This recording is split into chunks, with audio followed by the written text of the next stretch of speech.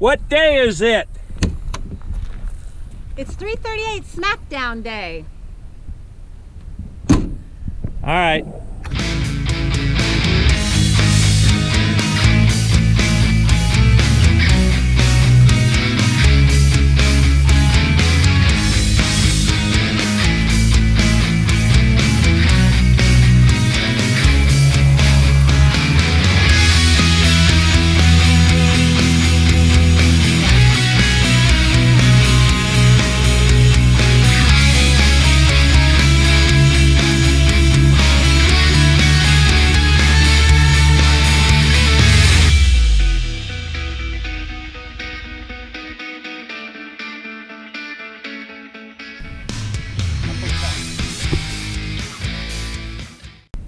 All right, so here's what we got.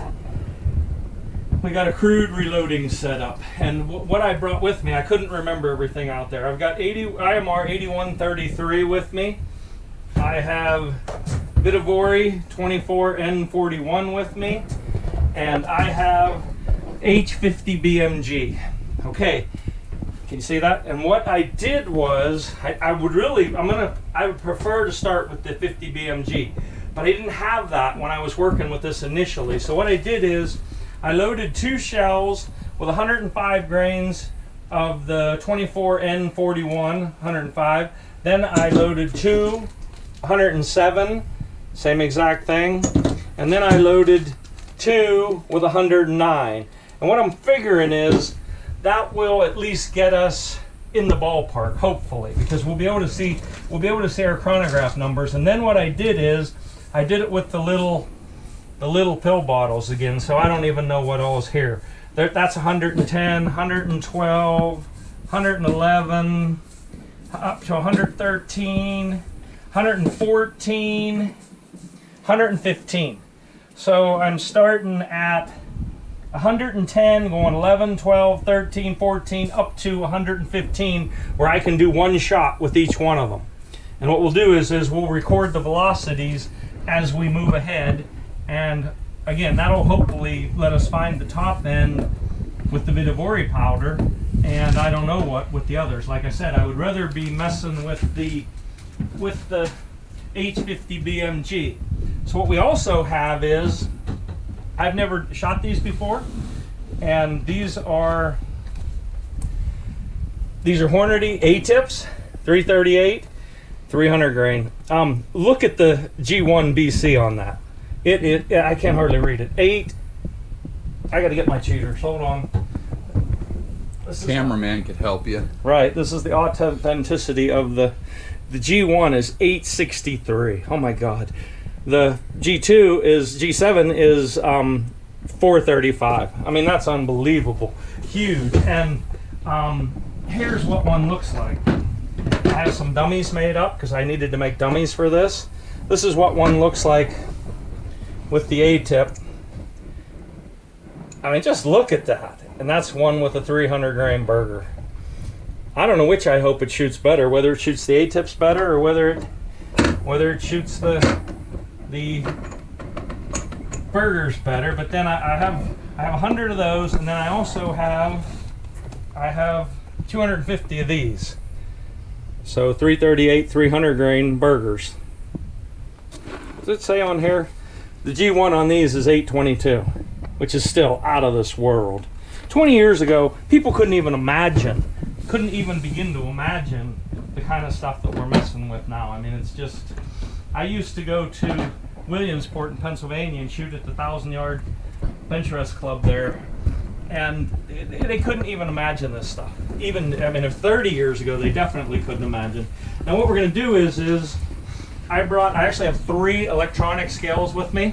I got a Hornady, I got a Franklin, and I got an RCBS one that I didn't get out because it takes up more space.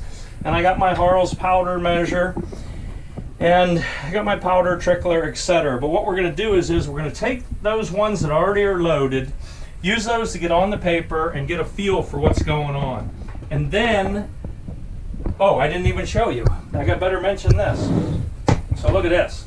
So I've got Peterson brass here, primed, ready to go. Everything's been done to these. So there's There's 44 of them there, and there's 50 of them here that are all primed, ready to go. So we have, you know, potentially 90, we have 100 shots. That's right, because I started with 100 pieces of brand new brass, and I prepped everything, made my dummies, did all that, and that's what we got. So hopefully we won't have to do that. One of these guys that owns, the guy that owns that really nice gun, the red one, he wants to do all his own load work. But again, we're out here, I got to test the gun to see what we have. So we're going to shoot those, then we'll start in on that prime brass, and I'm going to start then with H50 BMG. Unless all 6 of these go in the exact same hole. If they do, well, what are the odds of that? Yeah, it might happen. It's happened before. All right. Okay. So anyways, that's where we're at. I have never, you still running? I have never shot a 33 XC. These are the first 2. And it's been a long time in coming. We've been working on these a long time. And I have shot that 338 Lapua Improved. What was amazing about it is, well, I better mention something about 338s. This is a really interesting observation now, because I don't know how many 338s I've built. And so that's starting at 338 Win Mag with 250 grain bullets. Now spanning almost every 338 that's in between there up to now 33 XC. And most of them with 300 grain bullets, although a lot of the hunting guns with 250 grain bullets. And by the way, I actually think the 250 grain bullets are slightly more accurate. Now, I can't prove that, it's just in the guns that I've shot. I think maybe the 250s are a hair more accurate. But I have targets that are literally one ragged hole with 300 grains also. But that's not what I'm trying to say here. 338s just shoot. It's really interesting about them. They just shoot. It's almost like regular 308 Winchester. They all shoot. If you have a 308 Winchester that doesn't shoot, there's something wrong with it, because they just shoot. Well, all these big 338s, they just shoot. They just shoot. One ragged hole. And really, what I started about the 338 Lapua Improved, because I had never shot that either until this gun, there's really not a lot of recoil. You'd think like, holy cow, that thing's going to knock your teeth out. You know what? It doesn't. It's just a big old slow shove. And, I mean, I've shot 300 RUMs that were wicked. These are way less than that. Way less than that. So, anyways, we're going to get to it, and pretty soon here you'll be seeing us shoot them. All right, so just for comparison, you know, because to get the scale, right, it's really hard to tell what's what here. So that's one of those 33 XCs. That is a 9mm, right? And I'm actually gonna, here, let's set it here so maybe you can see them like sitting side by side, just to get the idea of how big of a cartridge that is. I do have, and I've showed it before on camera, I have 338, regular 338 Lapua shells somewhere here, and I mean, it even dwarfs that. Most people think that's a big cartridge. So, I mean, this is a big cartridge. You start getting up around 115 grains of powder. I mean, anyways, we're about to find out what it can do. All right, there you go. Thanks. All right, we're ready to shoot the very first 33 XC that I've ever fired. This is 105 grains of 24 N41 Vitivori. I already bore sighted. We're going straight to 50. We got the chronograph on. Who knows? Who knows what's about to happen? That thing is, that's a real cartridge. All right, like I said, these are set at max jam. So I guess let's see what we got.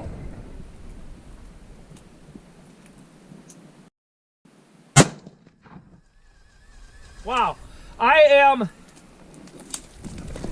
1 inch high, 1 inch left. I'm telling you, I'm getting really good at this bore sighting stuff. Okay, so that went 27-14. So we know that that's way mild. So we're gonna go up, but you know, I almost wonder now. Well, I'm gonna go ahead and shoot the second one, just to see. That's slow. We expect way more than that out of it. Oh, by the way, I forgot to tell you. This has no ejector in it. In other words, a smooth bolt face. There's a plunger, but there's no. There is an extractor, but no ejector. So how's that first fired brass look to you? I can't, the cameraman's talking to me. You realize I can't hear a single word. So, all right, so 27-14 on the first shot. What's that? Tell him about the brass, your first brass you shot. I can't hear you. He doesn't understand. I can't hear a word he's saying. That's the first shot. First shot, how's it look? Well, I know by the chronograph. See, and that's something that is important. The chronograph, we're not even looking for pressure signs, essentially. All right, so here we go, 27-14. Oh, wait a minute. What I'm gonna do is, I'm gonna zero up. So put the crosshairs back on the original point of aim and click to the bullet hole. And now I'm going straight to 100. You notice, of course, the wind's coming up. Dial out your parallax. All right, we're going to 100.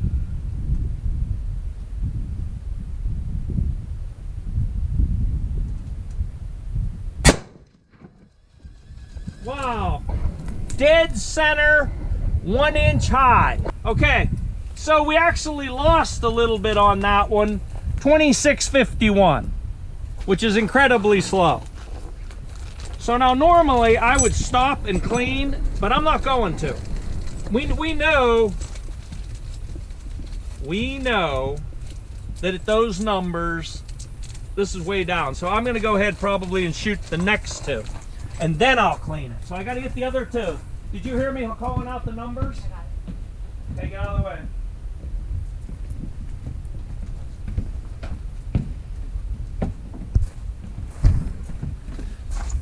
All right, so look, that was 105, this is 107. But again, I mean, I already know this is not going to be nearly enough.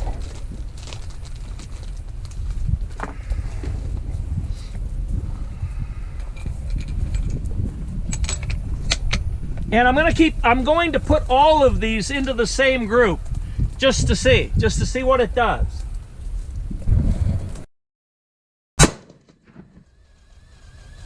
Wow, touching. Those two bullet holes are touching. 2707. Now, here's what I'm going to do. Since I know that this is way on the low end, I'm going to stop, clean it, and then I will use this other 107 as a fouling shot, because there's no reason. I mean, we got a long ways to go.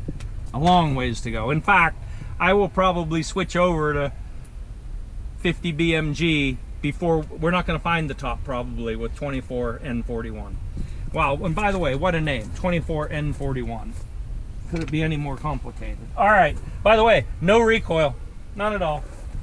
It's like shooting a big BB gun. It's sure loud.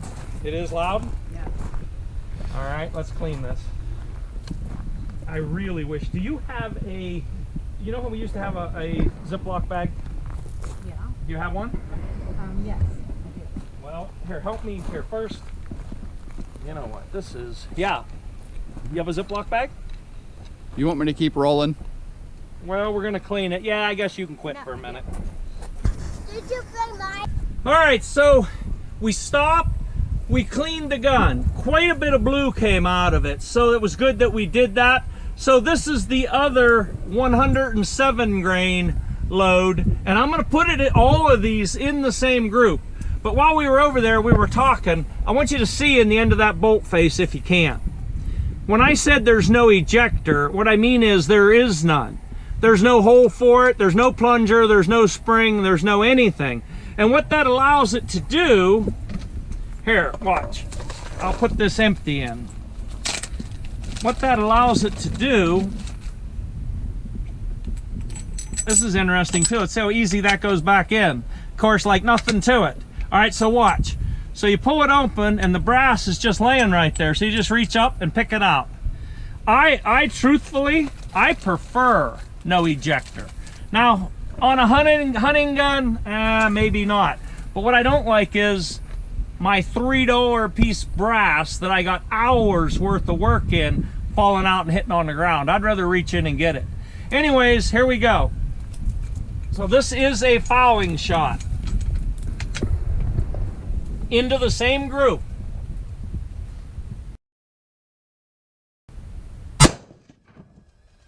Wow, it doubled on the other hole. So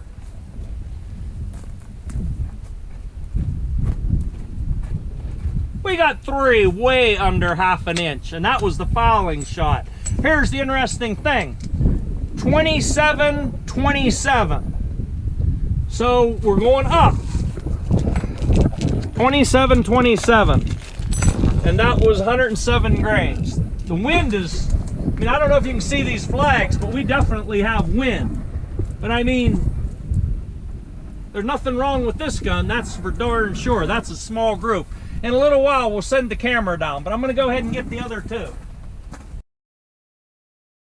By the way, I looked on the paperwork just to see, this is a Bartlein 1 in 10.3, and it is inch 325 at the breech, inch 1.200 at the muzzle.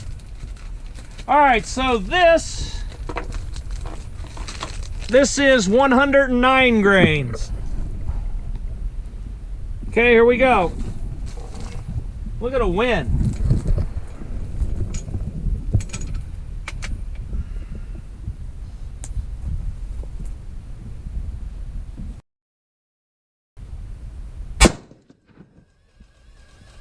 It didn't get any bigger.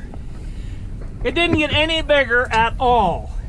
Now we're starting to gain some. That was 27.72.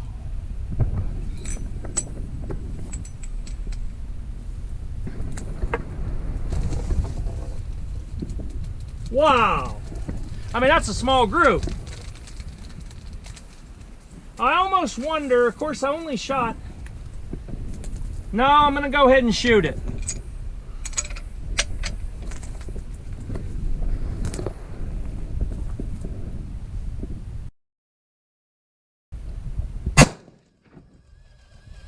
It didn't get any bigger at all.